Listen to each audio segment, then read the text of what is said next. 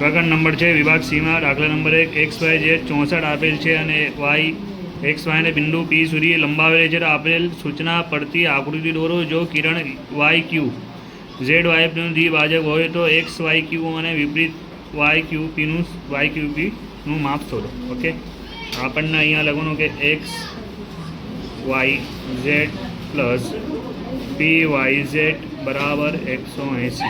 Okay, આપણને આ આકૃતિ આવશે આમાં. ઓકે, આપણે શું શોધવું પડશે? PYZ.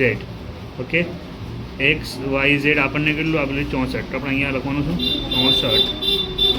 PYZ બરાબર 180. ઓકે, PYZ પ્લસમાં સામે જાય તો માઇનસમાં. ઓકે, તો PYZ બરાબર કેટલું આવશે? 116. ઓકે, 116 આવશે. આપણે અહીંયા લખવાનું કે કિરણ YQ એ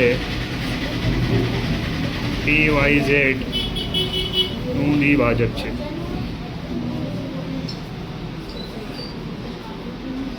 ઓકે, તો આપણે અહીંયા લખવાનું કે PYQ બરાબર QYZ 1/2 PYZ.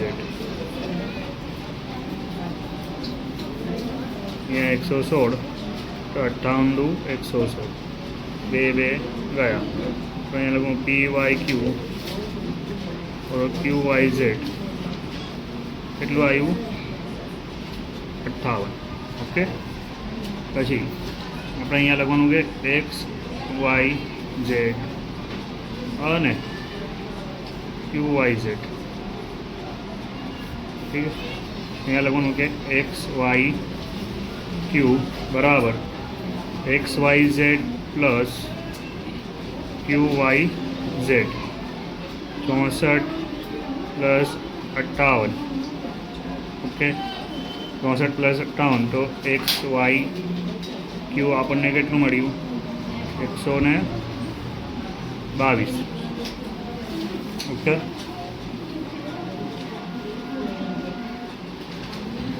હવે આપણને QYP કેટલું આવેલું છે? 58 આપેલું છે. અહીંયા આપણે વિપરીત અસર શોધવાની. વિપરીત QYP બરાબર 360 માઇનસ QYP.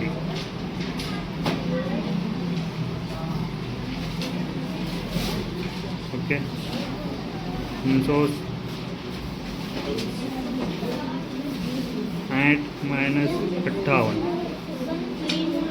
ઓકે, તો આપણો જવાબ કેટલો આવશે? 302. ઠીક છે, જોઈ લો. આ દાખલા નંબર પહેલાંનો આન્સર તમારો. દાખલા નંબર 2 આપેલું છે આપેલ આકૃતિમાં AB બરાબર CD અને CD EF અને EAB છે. તો જો BEF બરાબર 55 હોય તો X અને Y અને Z ના માપ શોધો. કે Z નું માપ આપણે અહીંયા લખવાનું કે CD બરાબર EF અને તેમની છેદિકા છે.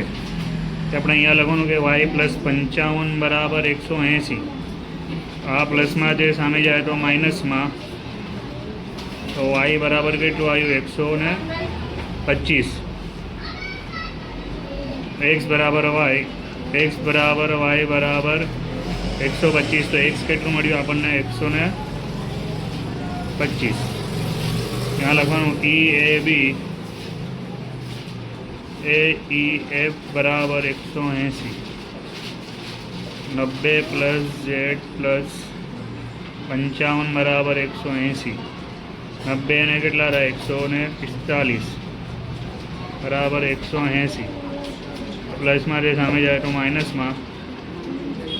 તો Z બરાબર આપણને કેટલું મળ્યું? 35.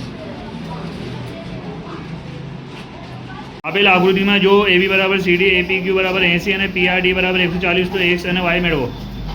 ઓકે, આપણે અહીંયા લખવાનું કે AB બરાબર CD એ તેમની છેદિકા PQ છે એ પી ક્યુ બરાબર પી ક્યુ આર. એ પી ક્યુ આપણને 80 આપેલું છે. પી ક્યુ આર આપણને મળી ગયું કે પી ક્યુ આર બરાબર 80. કે આપણે અહીંયા લખવાનું કે એ બી બરાબર સી ડી અને તેમની છેદિકા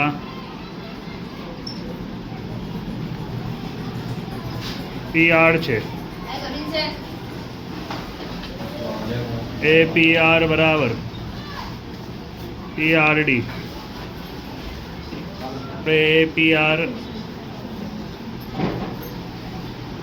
140 પી આર ડી. તો એ પી આર આપણને કેટલું મળ્યું? એ પી આર બરાબર 140. હવે અહીંયા લખવાનું એ પી ક્યુ પ્લસ ક્યુ પી આર બરાબર એ પી આર. અહીંયા આપણને એ પી ક્યુ 80 આપેલું છે, ક્યુ પી આપેલા નથી ને 140. ત્યાં પ્લસમાં સામે જાય તો માઇનસમાં 140 માઇનસ 80 તો ક્યુ વાય બરાબર 60. તમારું જવાબ જોઈ લો. દાખલા નંબર 4. આપેલ આકૃતિમાં એ બી બરાબર C D E F C D અને જી ડી 126 છે. તો એ જી જી એફ અને એફ જી મેળવો. કે આપણને આપેલું છે કે એ જી ઈ બરાબર જી ઈ ડી. ઓકે, તો એ જી ઈ ડી બરાબર 126 આપેલું છે આપણને. જો આ રીત. ઓકે, તો આપણને એ જી ઈ બરાબર કેટલું મળ્યું? 126. ઓકે, હવે આપણે અહીંયા લખવાનું કે એફ ઈ ડી બરાબર 90. ઓકે, તો G E D plus F E D બરાબર G E D G E F છે. G E F plus F E D 126. F E D આપણને કેટલું આપેલું છે? જી ઈ એફ પ્લસ 90 બરાબર 126. પ્લસમાં રે સામે જાય તો માઇનસમાં. તો જી ઈ એફ બરાબર 126 માઇનસ 90. આપણને જી ઈ એફ કેટલું મળ્યું? 36. ઓકે, હવે આપણે અહીંયા શોધવું પડશે કે એ જી ઈ પ્લસ એફ જી ઈ બરાબર 180. ઓકે, એ જી આપણને આપેલું છે 126. એફ જી આપેલું નથી. પ્લસમાં રે સામે જાય તો માઇનસમાં. તો એફ જી ઈ 126 180 માઇનસ 126. તો એફ જી ઈ કેટલું મળ્યું? 54. હવે દાખલા નંબર 4નો આન્સર જોયું. દાખલા નંબર 5. આપેલ આકૃતિમાં રેખા એક્સ વાય અને એમ એન ઓમાં છેદે છે. તો જુઓ પી ઓ વાય બરાબર 90, એ જેમ બી બરાબર 2/3. તો સી શોધો. ઓકે, આપણે અહીં લખવાનું કે અહીં એક્સ વાય રેખા છે. ઓકે, તો એક્સ ઓ પી પ્લસ પી ઓ વાય બરાબર 180. તો એક્સ ઓ પી પ્લસ 90 બરાબર 180. એક્સ ઓ પી બરાબર 180 માઇનસ 90. તો એક્સ ઓ પી આપણને મળ્યું 90. ઓકે, પી ઓ એમ પ્લસ એક્સ ઓ એમ બરાબર 90. અહીંયા લખવાનું એ પ્લસ બી બરાબર 90. આપણને આવેલું છે એ જેમ 2. એ જેમ બી તો 2 કેટલું છે? 2/3. કે આપણે ગુણોત્તર કરવાનું. ગુણોત્તરનો સરવાળો.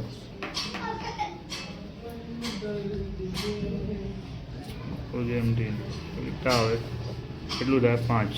ગુણોત્તરનો સરવાળો કેટલો? 5. અહીંયા એ શોધવાનું છે તે 2 ટોટલ છે 5 ને આવ્યું આપણું કેટલું 90. 18 પંચા 90, 5 5 ગયા, એ બરાબર 36. અહીંયા જરૂર બી કે 3 ભાગ્યા 5 ગુણ્યા 90, 18 પંચા 90, 18 તરી 54, બી બરાબર કેટલું આવ્યું 54. ઓકે, હવે અહીંયા લખવાનું આપણે શું શોધવાનું છે સી. અહીંયા લખવાનું કે ખૂણો 100m પ્લસ ખૂણો 100n બરાબર 180.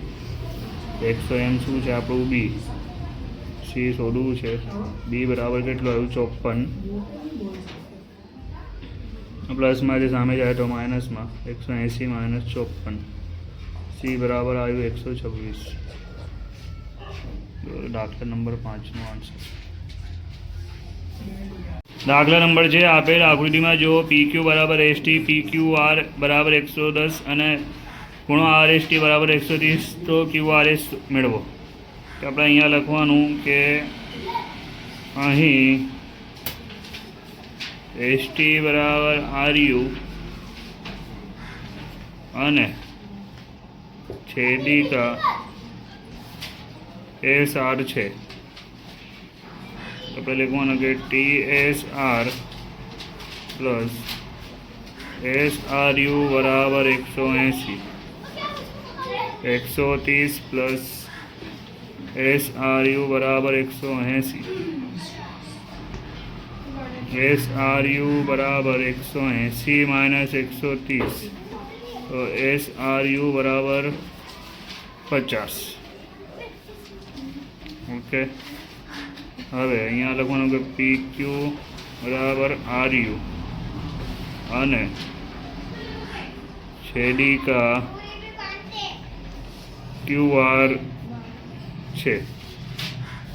ખૂણો PQR બરાબર QRU, PQR બરાબર QRU બરાબર 110 આપેલું છે. તો QRU આપણને કેટલું મળ્યું 110. ઓકે, તો અહીંયા લખવાનું QRS પ્લસ SRU બરાબર QRU. QRS આપણને આપેલું નથી, SRU આપેલું 50 ને 110. આ પ્લસમાં સામે જાય તો માઇનસમાં QRS બરાબર 110 માઇનસ 50 તો QRS બરાબર આવ્યું આપણું જવાબ 60. આ આપણા દાખલા નંબર 6નો આન્સર છે. તમારા પ્રકરણનું સોલ્યુશન થઈ ગયું. આગળની વિડીયો જોવા માટે સબસ્ક્રાઈબ ને લાઈક કરી દેજો, કોમેન્ટ પણ કરી દેજો.